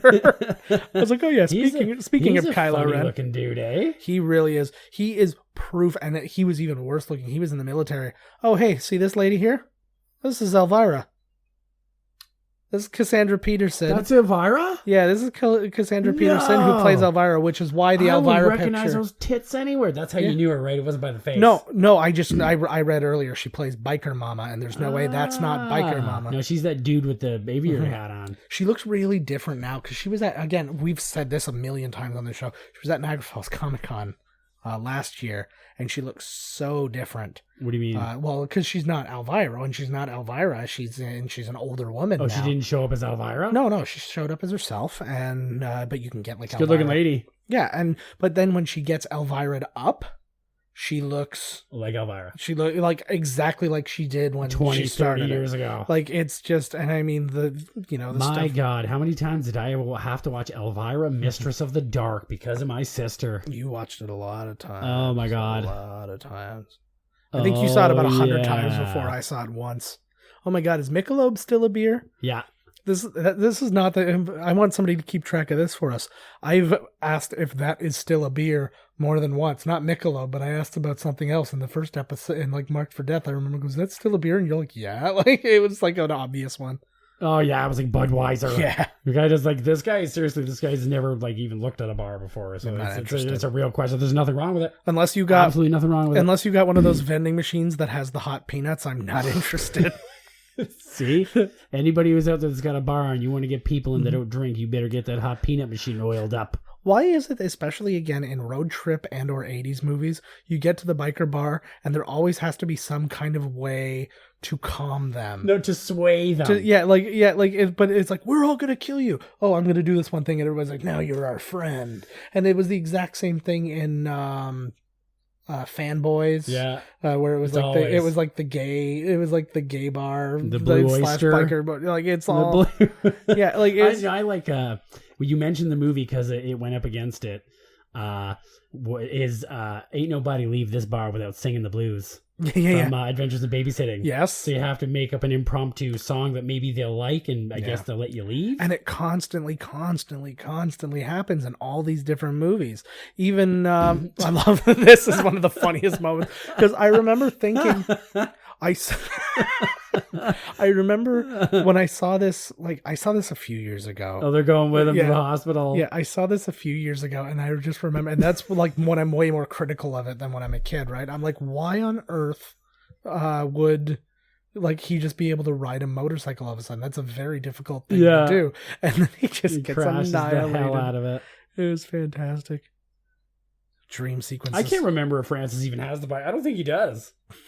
I can't remember. Don't say anything. I can't remember. I think what would be hilarious is if he goes back to that area where it was stolen. It's just a pull over. Yeah, it was a pull over. It was just some of his chain links fell off and he just assumed.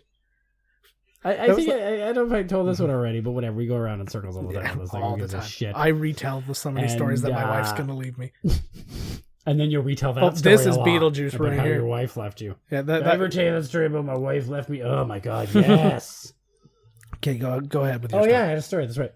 We were at a bar in Toronto. Mm-hmm. My friend, we were on the patio because my friend rode his bike and he was paranoid it would get stolen. Yeah. It was literally 15 feet. Mm-hmm. The people, we were all in a round table. And all the... Oh, my God. That guy did surgery on my... Is this your dentist? Yeah. Oh, my God. No, my dentist was a lovely woman, and she did a good job taking care of me. I'm Happy still ending? swishing out... No, I'm still swishing out my mouth with salt water. Take that to mean what it is. But, and his bike was stolen while we were all sitting right there. wow. I mean, it was... You could see the bike clear as day. Some people were facing it. And all of a sudden we go out and his bike is gone. That's how good they are there. I would Or that's how drunk we were. I would defriend the people who were facing it. I'm like, okay, guys, you had one I think job. I was. I You think had I one was, job. actually. I was Can't one trust of you. the people. You see what happens? The stories we've told today have exposed you for being present when bikes get stolen. Yes. I think you're the decoy for some mess. I stole my own bike. Bike thief. I keep stealing my own bikes and I Yeah. forget about it. You They basically don't suspect you if my bike got stolen, Yeah. right? You keep planning it out and then just, oh, look at Dude from the Wonder Years.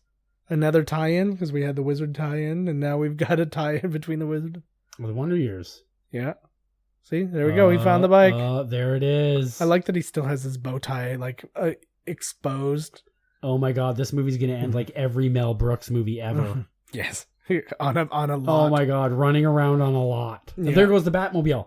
Yeah, that's what I like. I like when it's a specific lot too because they can use anything that they have licensed. I like that. Oh I man, look like Barry from what's it called? Oh my God, Milton Milton Berle. Berle. Yeah, there's a lot of.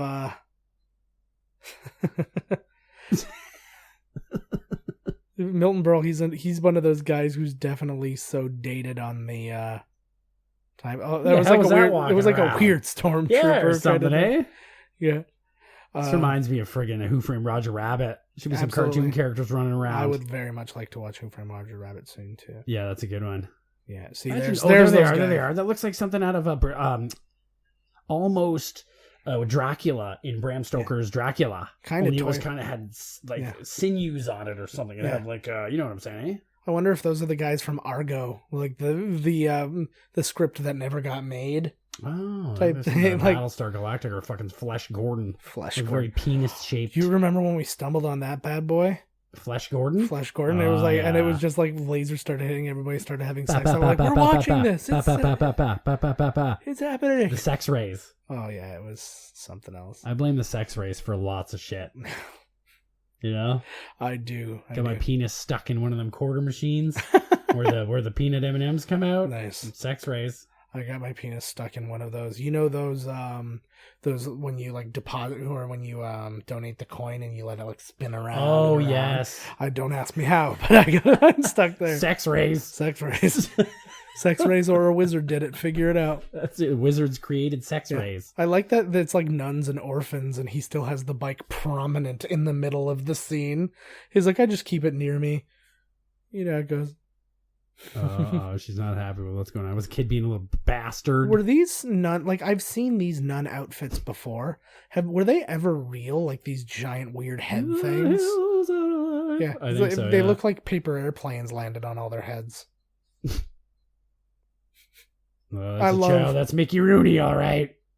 I like that because I like it's not he's an asshole kid, but he's an asshole professional Yeah, instead he's a of like, pro. I'm rich, don't you know who I am type thing. He's just like, let's get your shit together because I'm a professional here. You know why they used to wear those things like that? Because when Mother Teresa would walk in, you would put your head down because if she made eye contact with you, she was fucked, dude, for real. Honest to God. Well, Totally messed. nice. And that's why you needed it like that. That should be fine. Plus, you could shield your eyes when she would beat on dying people. Nice. I just think it was trying to keep lesbianism from happening so that you it'll don't block bump those you. things. Or when you're going to eat muff, it blocks you. That's exactly It's it. not even that I'm that immature, the idea of like girls going down on each other. It was just the use of the word muff. It's It a just- blocker. That's like the yeah. cone they put in a dog's head. It's for fucking lesbians, man. Yeah. Started with lesbians. Yeah, oh yeah. Yeah, and on the Isle of Lesbos. Oh my god. Here's a hilarious thing. So he's facing off with 2 elephants. There were supposed to be 3 elephants. One of them didn't make the shoot because it was stuck in traffic. Seriously. That is the thing. They were all painted. There was supposed to be a 3rd elephant that was a different color, and it was being transported to the set, and it just didn't make it on time for the shoot. And they're like, I just used 2 elephants instead. I like when they say that. Where's that elephant? Traffic. Yeah, because they were all supposed to be like lined up. It's like, so just like blocking the alley. Look at that guy's got some speed. Did you notice the one elephant did like a move too? Like I think he messed up because Pee-Wee ran and said something. Yeah. And he did like a. Well, you know, sometimes when extras, they like, you know, they act up a little bit in the background. That's what that one was doing. He was mugging a little bit, so his friends would for sure see him. I don't understand why everybody chooses a bike as their mode of transportation. This is like the first time, and it was like because like the first guy who chases him has a friggin' bike. Oh, this is very much like the Batmobile, his little bike here. Oh, absolutely. It was like, I think this is how he got Batman, was he made Adam West's Batman in this movie in so many different ways. Totally. And then he was just like, yeah, I'd love to make Batman. I was actually disappointed. I read an interview with Michael Keaton, and he was going to do Batman Forever. Really? And then he read the script and he's like, I am not going to do Batman Forever. He's like, this good call. Well, because like he knew Tim Burton had left, and he's like, well, I'll still look at the script and I'll do all that stuff. And he's like, what are you guys doing? Like, this is not nipples. Yeah. Well, no, that wasn't that one. Batman in brackets nipples. Yeah. No, that was Batman and Robin. Batman is that the one with the Riddler? Yeah, Batman he was Forever. Yeah, that Batman Forever was Riddler and Two-Face. Riddler was too much, man. Yeah. And when you watch Jim Carrey in some of those movies, dude, I watched Liar Liar like not long ago. I was like, oh my god. Yeah. It's like I can't even get through this thing. Yeah. He was way, and like even the ones where like, because it was unacceptable for him because he was like a lawyer, like he would be institutionalized. But in like something like Ace Ventura, where it's that was a good one. It was acceptable, but it's still like you can't watch it too much. It's still annoying. Can't. Me, Myself, and Irene is good. Me, Myself, and Irene is the best because it's understated. Yeah. It's a little bit at a time because the one side is normal and the other side is crazy. You're not, and he's not going that nuts. No. Like that courtroom scene, he's going. I was like, I was like, that's it. I was like, I can't even handle this. I was like, I can't do this. I was like, I'm sorry, Jim. Like, I forgot that I tried to get through The Grinch. Yeah. Oh my god, I made it like 5 minutes into that movie, and I was like, how did they even put up with this guy on set? Yeah, I can't do The Grinch. It was like, holy god. Well, that, and I'm so attached to the original Grinch to add like 45 minutes of just extra garbage. Minutes. Like, I would have just make a short. Just make one that's exactly as long as. Oh, I love this. It's like the real Godzilla sound. It sounded like too. Yeah, probably. Of course, it's got to be some Japanese guy. The whole crew, right? Well, of course it would be. Hit him again. Bring him up in the air. They probably kept this in the shot too. Like if you watched that movie, this would all be happening. Or King Kong. This is Godzilla versus Rodan versus Pee-wee versus Giant Santa Claus. Happy fun time. Right? It's all. Did the guy that directed that crappy Godzilla movie with Bryan Cranston? Didn't he do Rogue One? Yeah. Rogue One was awesome. Yeah, Rogue One was fantastic. Well, and Godzilla had some good. But it still had the right moments.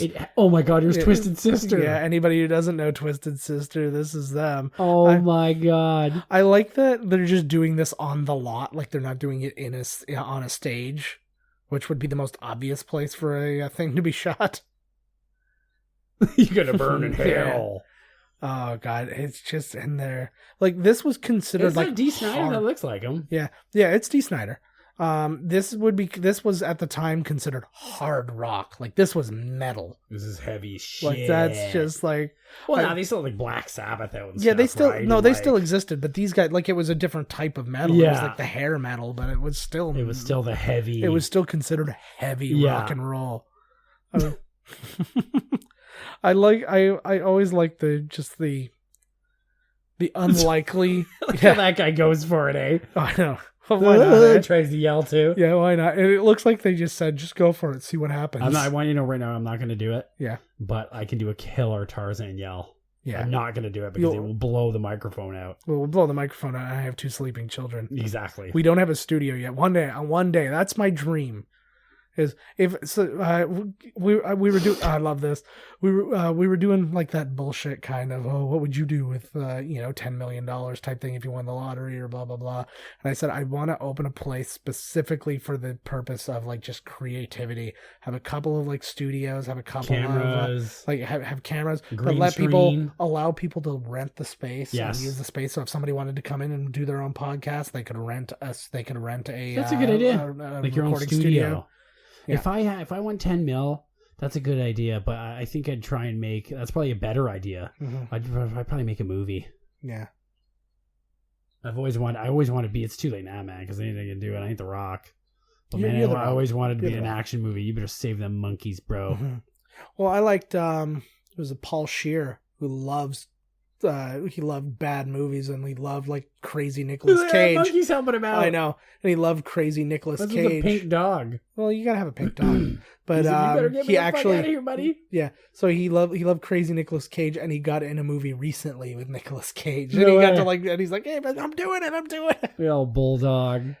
And then whenever those dogs do their own stunts, is that fake smoke? Because these animals could be hurt. No, they're all dead. That monkey's probably going to do Nah. something real bad to that None of them dog. make You know, it. watch out. Everybody was talking about that movie, A Dog's Purpose, and whatever. Oh, yeah, what the frig? They Well, were like apparently, drowning a dog. no, or it something? apparently never happened. And apparently, basically, like they just took a like, picture of the dog in the water and then was like, it was all over TMZ. It was like a little bit of footage, but apparently, like there was a third party investigation outside of all that, and they determined that it was. I saw that it was the all story on kosher. TMZ. Yeah. And I was like, do I stop looking at this picture of Ariel Winter's boobs? Or do I go over and look at no, it never happened. It just never materialized. Didn't happen. Yeah. You just kept looking at those boobs, going, "Those boobs are the sister of Pugsley Adams, You aren't got they?" that right. Pugsley. Yeah, her brother played Pugsley in the Adams Oh Family my movies. God. Yeah. See, this is why I'm Oh. here, man. That was good. I was like, what the first? What are you even talking about? It doesn't even make sense. It does. It makes total sense. Wow. You better save them before they This brilliant. It was a wonderful monkey helping out, eh? Again, it's overkill scenes. Like it's one of those comedy rules. If anybody doesn't know this comedy rule, you go. This Still, is my keeps favorite. going past the snakes. No, this is what. And he faints. Yeah, it's the best comedy is when you go overboard to the point where it's not funny, and then you keep going until it's funny again. Like fucking Family Guy. Oh my God, buddy, you're stepping on snakes, bro. That snake got away in the sewer. Yeah.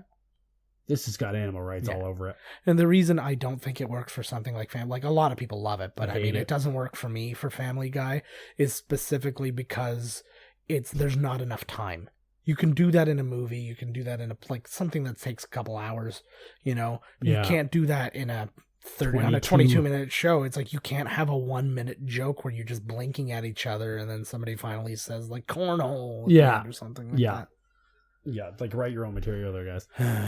Well, that was still my favorite joke. I'm sure I've said it on one of these episodes, which was in The Simpsons when they're looking at the Italian criminals, and it's like you've got like Sideshow Bob and all these different people, and then they open it and it's Peter Griffin, and it says and underneath it says plagiarismo, and then they flip it over and then it's American Dad and it says plagiarismo. Oh, she just went for a kiss? Yeah, she's got good in that dress. Yeah, she looked really good in that dress, and it's very Charlie Brownish. If you like the stripies. Deal. Oh my God, that was Tango and Cash back on the force. That reminded me of like where you've been keeping yourself. Yeah. This Predator. This drive-in is actually the same drive-in used in Grease, so it's got like lots of Grease tie-ins going on. It's a fucking greasy place, man. Yeah. Oh man, the drive-in is my favorite thing. I know, I do too, man. Guys, shout out to the Canview Drive-in in Font Hill. I love the drive-in. I take between going with my wife or going with my kids or whatever, I go like 8 times in a summer. Oh my God, you got to bring me with you, man. Yeah, I'll go. Nobody wants to go to the drive-in with me. I go, like, I also work nights, so it's like sometimes I've gone by myself to the drive-in. Because I'm like, I'll go see these 2 movies and just waste some time just so I can stay up late. Yeah. Because I've got to stay up up late. It's like the holiday Sunday, and they show 4 movies in a row. Dusk till and dawn. One of them does not belong in that 4-pack. Yeah. And the one you really want is the last one. It's like 3 family movies and then The Ring. Or something. The Rape Town. No. Yeah, they're nuts, but they do the retro ones too. I took They do? I took Abby, at the end of the season because they only get like a couple of new movies, and so the rest of them the rest of the screens they cover with retro. Oh, that's wicked. And around Halloween, I took Abby to see Monster House and Gremlins. Sweet. So is it cheaper? No, it's the same price. But it's still cheap. Morgan Fairchild and James Brolin. You see Morgan Fairchild's hair right there? That's what my hair looks like. Yeah, when I grow it out and wash it. Yeah, there you go. That's the father of Thanos right there. There he is. Pee-Wee Herman. Name's Herman. It's awesome. P.W. Herman. Oh, Jesus. Ninjas. I love it. This is exactly how I want my story told. Chops. James Brolin too. If anybody's not watching it, that show Life in Pieces, he is killing it on that show. He's good. I like him. Everybody on that though. Diane Wiest is like the funniest person in the world on that show. She is. It is a fantastic. What's it called? Life in Pieces. Life in Pieces. It's all about one family, but it's told in 4 short stories. Ah. And it's really good, and it just it covers what's going on with this part of the family, but it's not all necessarily interconnected. And sometimes it is, so but it could be years later, years no, before. it's all taking place around the same time. Okay, but it's not like what they're doing has any effect on what's going on everywhere else. Right, like you might see in the first one where the two people are having a fight, and then you might see in the fourth one how they're keeping their distance from each other now, but no real mention about the fight to each other, right? He just tried to break that convict out of prison, and that cop had no problem with it. Yeah. Well, because, I love his bad actor. Watching a good actor be a bad actor is absolutely hilarious. Right. Because you got to do it proper. Yeah. And it's difficult. It's like, well, because I want to just play the scene, but now you have to act. His lips are moving with that. He's bananas good. Like, it's so... He looks right at the camera. It's just a lot of... Like they turned him into like some James Bond kind of a character, eh? Yeah. That's how it was, man. That's how it really was. That hot dog looks fucking awesome. It does. There was a hot dog that I saw in... it was like... There was listing like the world's... She already knows French. Well, of course she does. Well, it's French immersion, man. You catch it quicker. Right. But this predates Rosetta Stone, where she would have learned it in a month anyway. Right. But this episode brought to you by Rosetta Stone. Learn French in a single month. Oh, these guys are like fancy bikers now. Oh my god, they look like Dr. There's T from the Electric Mayhem. Who the fuck? Oh, I love it. He's giving snacks to everybody too, man. Well, he probably, for selling the... This is where all his money is now, right? Because he sold his rights, and if this movie does well, that's money in his pocket. Still got milk duds. Yeah, little budget talk on this. So this was a $6 million budget, made $40.9 million, so gigantic hit. Debuted at number 3 behind Back to the Future and Summer School. Oh my God, Summer School was number 1. Yeah. Mm-hmm. Sweet. No, Summer School was number 2. Hey, Back to the Future was number 1. But here's the problem. It was number 3 for 6 weeks. Wow. All 6 of those weeks, Back to the Future was number 1. Wow. So the first week, Summer School was number 2. The second week, Volunteers was number 2. And for the next 4 weeks, Teen Wolf was number 2. So Back to the Future and Teen Wolf were back to back. It was like Michael J. Fox was killing it. But then so was Chubbs, because he was number 2 and 3. That's right. So, Chubbs. Yeah, man. He must have been the fucking king of the world in those days, eh? Mm-hmm. Got 2 movies in the theater right now, babe. Well, when you watch Teen Wolf, you see that he's like partying and he's like getting in between the girls' boobs, and I'm like, he was getting women being like the fattest guy in school because he just owned it and he had these killer shades, and it was awesome. She's fancy. Those are so Yeardley Smith. I was gonna say that's so Madonna in Like a Virgin. Oh, it is very. There's Phil Hartman. Oh, there he is. I miss him more than anything in the world. He was a genuine genius. Yes, agreed. Everything he did, be it overdone or underdone, was exactly the way it was supposed to be. Every impression he did was amazing. Yeah, but everything was exactly the way it was supposed to be. Nothing was, like, you never heard him say, oh, he needed to back off this character, or he needed to like, bring it a little bit more. It was always perfect. Yep. And it was just, and like a lot of the things he played are very normal. But then at the same time, some of the things, like he was in Three Amigos, when he's just like, all he does is like make those phone calls, take the Amigos' clothes and stuff like that. Right? That's right. I love Three Amigos. What a great movie. Another one of my favorites, and another Steve Martin written movie. And Lauren Michaels wrote some of that too. I think, oh my god. Yeah, Steve Martin and Lauren Michaels wrote the movie. Well, it was Steve Martin's story. That's another one. We'll do that because that's one of my all-time favorites. Oh, there's the pink one. Yay! And then he's got all the snakes. Is Pee-Wee gonna go in for a big slappy Pee-Wee kiss here? Yeah, he's gonna ask her to piss. Gonna ask her to kiss my Pee-Wee. Never said that to Look at that before. weird nose. I know. Is that a nose job at that point? I think so. I think it's a lot of nose jobs. Like it's you know something's fucked up when you don't have round nostrils. They're just slits.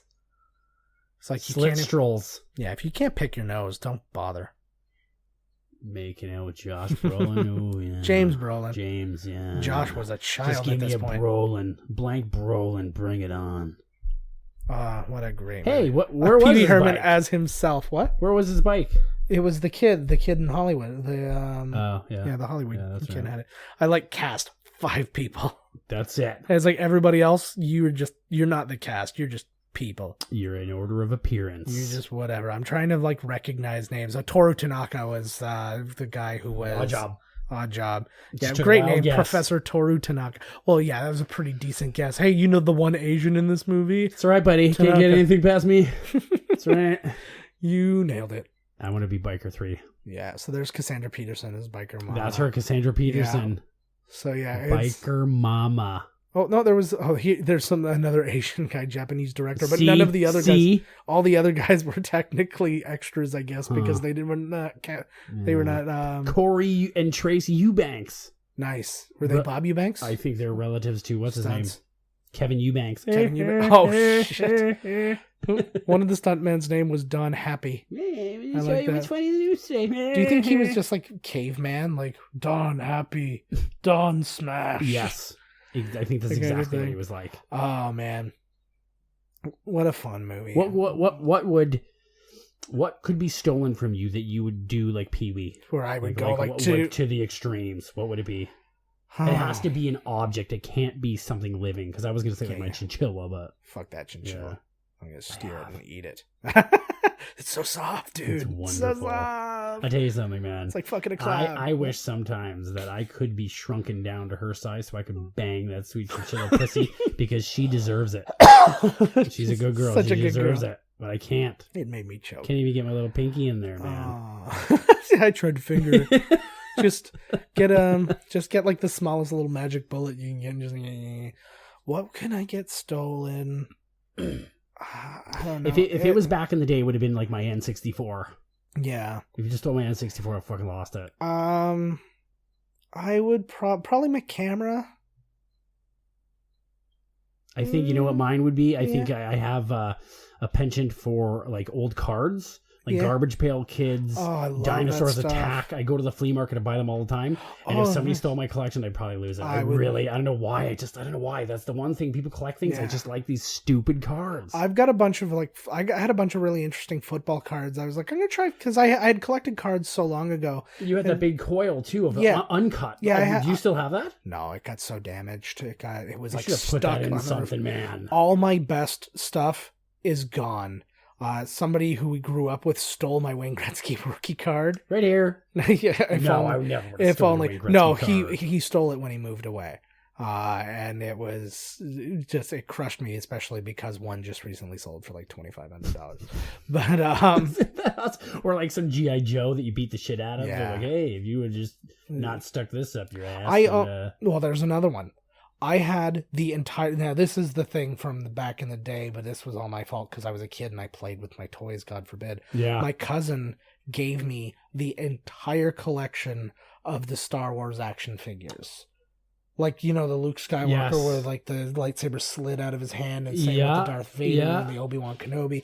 And so we had all that awesome stuff. It came in the case, so they all had their own spot. It was like 30 different guys, and I had the Millennium Falcon in full. I remember the Millennium Falcon. Yeah, so I had all of those, and I had like just the useless guys, like the Trandoshan, the guy who's got like the elephant face. The guy's so useless, I don't even know who that guy is. But there were so many of those guys. But then I had like the Lando with the cape, the separate cape, and all that good stuff. That separate cape was like huge. That's all that shit. Well, it was, and that's the thing. It's like from a toy collector's perspective, those things are worth, like, that collection I probably could have got like 15 grand for. How do you know though? Like, unless you're going to be that nerdy guy that like buys two copies of something and keeps one aside. Yeah, like... yeah. Well, as a kid, you have no idea that. Right? Well, because nothing was worth money back then. No, nothing. So it was like that, Not kind of thing. Lives. But the last one I had was my Darth Vader, and he had a really long lightsaber, and I remembered that. And my one cousin got mad at me. I had him, for some reason, I had him with me at a park. We were like playing with toys at the park. It was like one of those camping places. Yeah, and like a koa or something. Yeah, kind of, yeah. And we were playing, and he got mad at me, and he took the thing, and he threw it up into this area where I couldn't get to it, and I just didn't have it anymore, and it was gone. And I had to tell him, it was last Christmas. I was like, yeah, I read this article that one of those sold for $2,000. Did you then say you owe me $2,000? Yeah, I stabbed him in the heart. Oh, great! That's totally worth $2,000. I was just like, so much of that. It was like, if I would have kept all those things and I didn't lose my cards, and if that like unfolded, because that unfolded when I had a Bobby Orr card. It wasn't like a rookie card or anything, but it was like, that was the era. Yeah, so I mean, that was was like Hall of Fame. Yeah, it was completely uncut. Because they're uncut. They're on because it was rare. It was somebody used to bring rare. it off in the factory with it before it got cut or something. Mm-hmm. So it was so. Yeah, it was so worth it. And like, had I had all those things and in the right condition, I mean, Jesus, I could have paid for school. I could have bought a car. I could have bought more toys. Stuff. I definitely would have bought more toys. Sell those later. If anybody, my Instagram is JK Findlay.